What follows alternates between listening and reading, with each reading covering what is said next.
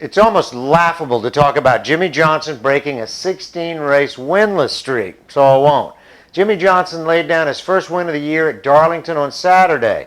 In Barcelona, Spain, rookie Pastor Maldonado gave Williams Formula One its first Grand Prix win since 2004. And sadly, Carroll Shelby died last Thursday evening.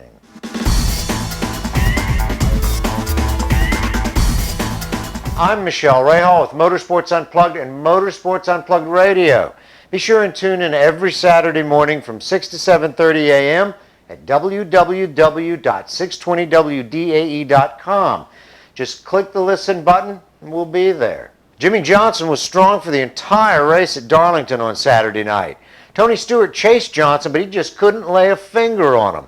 The win gave owner Rick Hendrick his 200th win, although that's not counting that Stewart-Haas has wins. You really have to admit they are the same team. Johnson rocketed away from Tony Stewart, Kyle Busch, and Denny Hamlin on a green-white checker that was brought out by Kurt Busch spinning and collecting Ryan Newman in the process. The mandatory fight on pit lane went off without a hitch, or a real fight. Biffle still has a hold on the points with Matt Kenseth nipping at his heels. This is by far the most competitive NASCAR Sprint Cup season I've ever seen. In Formula One, the Grand Prix of Spain proved to be one of the best yet. Rookie Pastor Maldonado delivered Williams Formula One its first win since 2004. Fernando Alonso was second and had run down Maldonado, but knew his tires would fade if he pressed any further.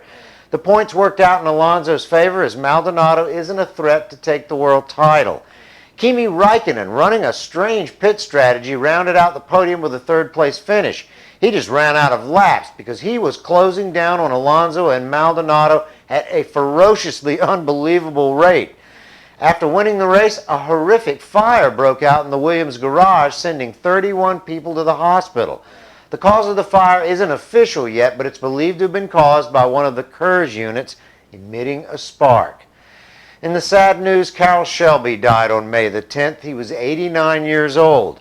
When you talk about the muscle cars, you can thank Carroll Shelby for that. His 289 AC Cobra was named by Automobile Magazine as one of the 10 most important cars ever built. He will certainly be missed, but let me tell you, he had one hell of a life. He trained pilots in World War II, ran a safari business in Africa, owned a chicken farm, and he was married 6 times. To me, that's his greatest accomplishment. Mr. Shelby will definitely be missed. For Motorsports Unplugged and Motorsports Unplugged Radio, I'm Michele Rahal. I'll see you next time.